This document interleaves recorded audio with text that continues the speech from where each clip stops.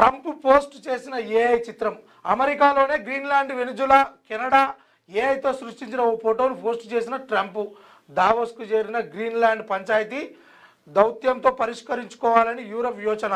నేడు ఆర్థిక సదస్సులో యుఎస్ అధ్యక్షుడి స్పీచ్, ట్రంప్ టారిఫ్లపై ఫ్రెంచ్ ప్రెసిడెంట్ మాక్రాస్ ఫైర్. అందరూ ఓపికతో ఉండండి అమెరికా మంత్రి అంటుండు. ఇక్కడ కనిపిస్తున్నటువంటి ఈ ఈ చిత్రం ఏదైతే ఉందో, ఈ ట్రంప్ దీన్ని ఏఐతో మార్ఫింగ్ చేసి, ఏఐతో చిత్రీకరణ చేసి ఈ పోస్ట్ అయితే రిలీజ్ చేసిండు. ఇది ఒక చర్చనీయాంశంగా మారింది. మొత్తానికైతే ట్రంప్ దినదినం రోజు వార్తల్లో నిలిచే ప్రయత్నం చేస్తూ ఉన్నాడు. ఈ దేశ ఆర్థిక వ్యవస్థ మీద ఒక భారంగా మోపైతుండని కూడా చెప్పుకోవచ్చు.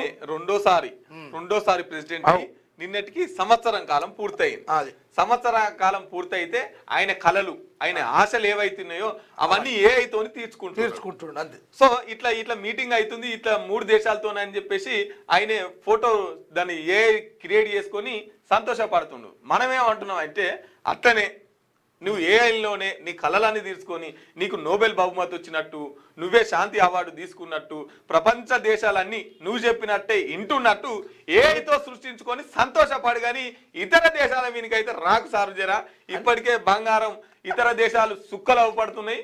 నీ కళలు ఏమని ఉంటే ఏఐలే తీసుకో. ఇది మంచి పద్ధతి. అంతే, ఇట్లా చెయ్యి అంతే. నువ్వు మొత్తానికి ఏఐ తోటే, లేకపోతే ఇంకో 50 సంవత్సరాలు కూడా ఉన్నట్టు సృష్టించుకో.